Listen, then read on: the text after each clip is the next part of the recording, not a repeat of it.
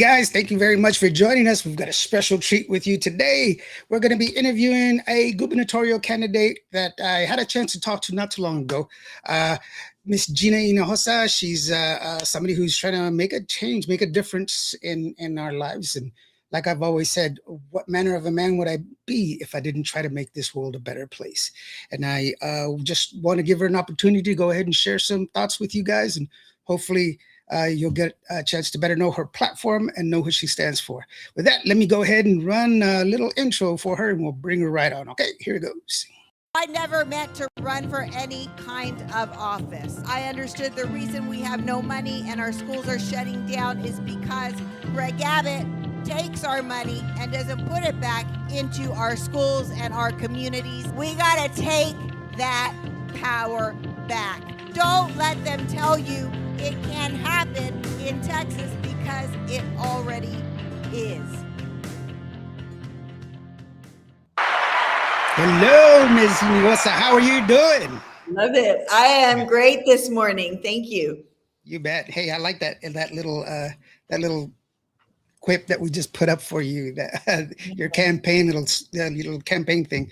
I think we kind of, especially with the gubernatorial race, we're so used to Republican rule for 30 years or something like that, and we kind of get complacent with what happens in the community and everything else.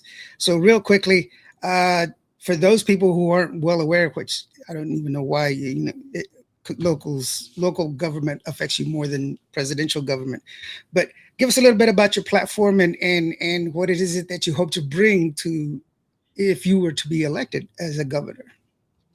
I'm running on a very simple platform. It is saving Texas schools, and it is putting money in your pocket, because you cannot have the American dream, which you so valiantly fought for in the service. So thank you. Thank you. If we don't have strong public schools, right? Our public schools are the gateway to opportunity. They provide the way into the American dream. And if you can't afford to live and thrive in Texas, then the American dream is out of reach. To be clear, what I mean by the American dream, it is what I grew up understanding was the promise of this country, and of course, this state. That if you work hard, you wouldn't just survive, you would thrive. You could own your own home. You could pay your bills. You could have a family, go on vacation once in a while, retire with dignity. That is the American dream that I understood as a little girl. I trusted in, and we need to make sure we are securing that American dream, because too many working Texans feel like it is out of reach. Yeah, I think one of the things that Texas is really big at fault is we have this thing that's been told to us about how oil economics is really a driving force here in Texas, and that should be, propagated as the first. But really, we kind of suffer at that. Texas has spent years giving major tax incentive to some of the largest corporations in the world, including the oil and gas industry. At the same time, local homeowners, they've kind of carried more of the burden of the public schools. Teachers leaving, the school districts are cutting programs because of it. And worse yet, Texas ranks at the bottom half of the country on several major education measures.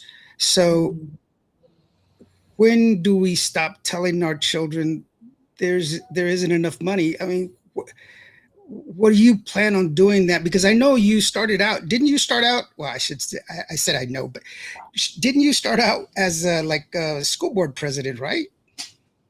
Well, I started out as a mom, to be clear. Well, yeah, I'm just a mom, right? I never meant to run for anything.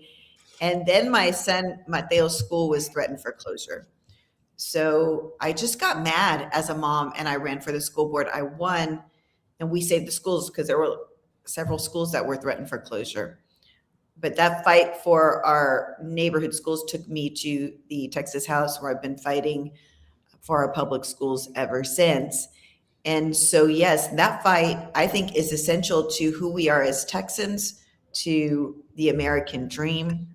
And it's essential for our kids and our families. And what I have seen over the years is that under our current governor, Greg Abbott, our public schools have suffered and are barely holding on. Our public schools are on life support, just like the American dream in Texas, right? So we have to get back to basics in politics, back to schools providing opportunity for people, back to basics. Lately, it seems that government is everywhere we don't want it to be and nowhere where we need it. We need to change that. Well, I think one of the things people are starting to understand is like the reduction in property taxes, like just recently where it went down to 8%. State taxes, that's really a red herring because local taxes, property taxes rose to compensate for the money that they weren't getting because counties, that's where they get their money from. So that's why it's putting an extra burden on schools and stuff like that. How are you going to combat that? Because I don't know if it was codified or not, but how are you going to fix that? Or what is your plan for that? I know you can't do it overnight, obviously, right? But what's your plan? Again, it's a back to basics approach. What I see in the Texas House is that we are a high tax state. We pay very high property taxes in this state, but more and more of that money is going to corrupt vendor contracts that aren't serving our kids, right? And it's in the name of education. We need to wipe clean all those corrupt vendor contracts and do what we know is the number one thing we can do for our kids' education. Make sure that we are putting the best teacher in the classroom. In the last few years, we have seen teachers walk away from teaching, walk away from the classroom because they're not paid right, they're disrespected. We need to change that and come back to our basic fundamental understanding of what our kids need for a good education, and that is a great teacher of the classroom. So wipe clean the vendor contracts and use that money to pay our teachers to be amongst the highest paid in the nation. Now, one of the things that I did ask you when I talked to you the last time was about this Lone Star program that Abbott had initiated, costing us, what is it? It's $11 billion in overall money. I don't, and it's just Texas lawmakers enforcing a federal law, which is kind of silly to me because it's a federal law. We don't need to pass more laws. It's already against the law. It doesn't make sense. But it kind of really created a divide in our communities. It separated us in a huge way. How do you plan to mend that? And what do you want to do to kind of fix that? Because immigration is a big problem right now, and people are seeing how it can create a lot of problems, especially with what's happening in the current environment. I think we're actually, most of us, on the same page when it comes to border security and immigration policy. We all want a secure border. I grew up in the Rio Grande Valley. I'm from Brownsville, Texas. And of course, we want a secure border. But what is happening now has nothing to do with our security. It is making us less safe, not more safe. These attacks on our communities, on small businesses, those are not prioritizing criminals. They are going after people who have been in our country for 20 years, who are hardworking, law-abiding, who would love to become American citizens, but for a broken immigration system. They should not be treated like somebody who just is crossing the border and who has to be vetted. We just need common sense here. And so I'm proud when I was faced with the situation along the border. Remember when we had caravans, and this was under President Biden, and we have to acknowledge that President Biden did not show sufficient leadership on this issue. But we had caravans coming, and they were sleeping under bridges. And what happened was the week before Christmas, they shut down the international bridge in Eagle Pass to all commercial traffic. So think about the week before Christmas, it's a high, this time when our merchants and our small businesses really rely on that kind of economic activity. And so I ended up calling the Biden administration after talking to our House member from there. And I said, hey, we need an understanding here. Something needs to change. The status quo is not working. We got a call. We got all our border House members on the line with the Biden border security people. And the next week, They sent a caravan from the Biden administration to negotiate with the Mexican officials about how do we enforce on that side of the border. And you will see, if you look at the numbers, that crossings plummeted when they did that, right? So rather than all this grandstanding that is happening with our current governor, that's not resulting in a more safe Texas, we just need to use common sense approaches, make sure we're working with each other to focus on what is the priority. And the priority is going after the criminals. Yeah, as a matter of fact, I believe Mexico deployed 5,000 soldiers to that area at that time. Unlike when the DPS were put down to the international border just a couple of years ago, that was, if I remember correctly, it was $11 billion impact into the economy. It cost 73,000 Texas jobs, because that was like I went down there and the line was insane. It's like 5 miles long just across the border. I couldn't believe it. But speaking about that, Texas is one of like the 4 or 5 states that are really not coddling, but they're enticing these data centers to come in to Texas. The problem that I see is this. I have a degree in computer science, and I keep up with a lot of modern technology, and I know the trend is not AI the way it's being sold to the communities. AI is not cloud service. Everybody wants to move AI offline to local service. People want to be able to run AI on their computer, and it's been a drop off. Stanford just did a report. It's gone 280 fold. It's dropped in its usage 280 fold. That all this investment it's going to be for naught. We're putting all this strain on local communities, on water, electricity, and then our infrastructure.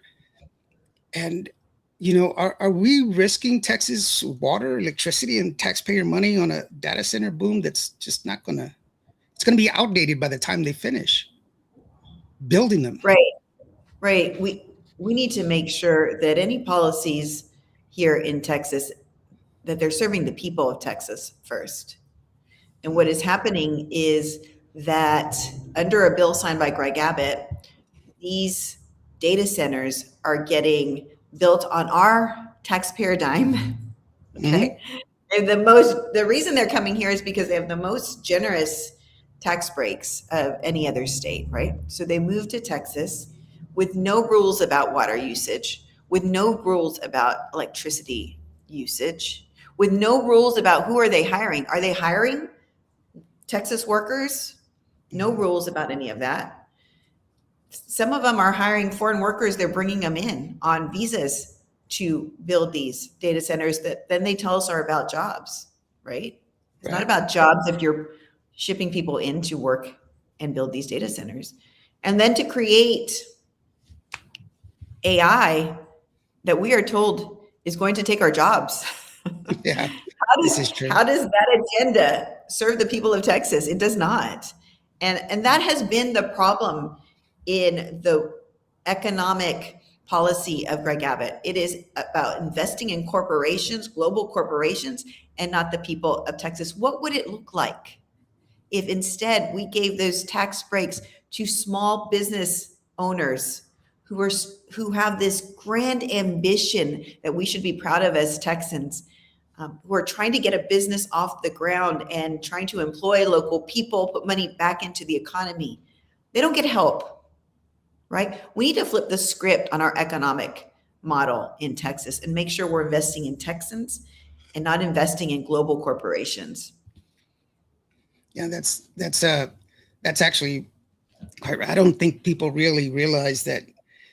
I mean, if you look at Apple, what they're doing, they're not investing in these data centers. Actually, Apple has used their AI, the research that they're doing with AI, they've already incorporated into their own microchip system because they know that it's moving towards smaller systems. But the ChatGPT 5, that model, when it came out, it was so cumbersome, so huge, 10 terabytes of information. Right now, you can run it on a local computer. That's how much is compressed. So in a year's time, the AI advancement's already going to be able to compress and be put on a phone. So why do we need a data center? That's my point. Is AI hasn't made money yet. People keep investing. The bubble's gonna pop. That's basically what I'm saying. So let me ask you this real quick. My daughter sent me she's a mom. She's a she's got kids in schools, and she's like, hey, can you ask her this question? And I was like, yes, of course, I'll ask her that question. Yeah, you have to do it. Yes, of course. And she says, again, as a mom of school age children, how do you propose we come back from what has transpired in the past with several decades in the decline of our children's educational system, especially with the push of the inclusion of we're investing in trying to make our schools more religious with the Right. 10 Commandments and the reading of the Bible, because that has really nothing to do with education. I have a church to go to. Let me go to my church. Don't do it at school. And then secondly, all that money is being invested in that, not being invested in the school itself. And then we have the school vouchers. And I know you're a big proponent against that, because that's just organized segregation. That's what all that is, because there's going to be people that won't be able to go to the school because you don't have the money. That's right. That's right. Well, I really appreciate that question, and I understand that concern. You're right. We put in a lot of thoughtfulness and time into finding a church that works for us, right? I mean, it's important. And so that is where we go for religion. But what I've seen in the Texas House is the reason that Greg Abbott has pushed this is because they distract us with one hand with these culture wars. And that is a culture war over religion. That's a culture war, right? They distract us with one hand. The other hand, they take our money. He's distracting us. So I will give you an example. There was a big fight over this curriculum bill. It's called Amplify. When that bill first came to us, it did not have any Christian nationalism in it. It was just a really bad bill. It was $1 billion bill that was about scripting lessons and timing lessons for teachers. And everybody would use the same canned lesson. They were scripted and timed. And all the teachers and the parents came and they said, we hate this. We don't want this. Let us teach. We're the experts on this, right? And so what they did was, they even, by the way, MAGA moms said, we hate this. They showed up and they organized. So what they did instead was they sprinkled Christian nationalism after they got that pushback, so that then it would become a culture war fight, and not a fight about, this is Greg Abbott's donors getting $1 billion in our money. Right. So they use these culture wars, the social issues, to distract us from the fact that Greg Abbott is the most corrupt governor in Texas history. He's given $1 billion in no bid contracts to his donors. We've never had that kind of corruption in Texas before. Yeah. Right. People forget who's going to facilitate these changes. Somebody has to get paid to do these things. Somebody's going to have to get paid to, and who's the one that's getting it done? The one that wants the bill passed. That's right. It's big money. It is big money. It is, and that's the thing. There's big money in public education spending. It's just being spent on the wrong things, right? Correct. It's spent on making global corporations more money. It's spent on, billionaire ideas where they can privatize and pull money to make more profit. We need to stop that. We need to go back to basics with our public schools. My granddaughter, she also had a question for you, and it's a very critical question. Pineapple on pizza, is it a pro or is it a con?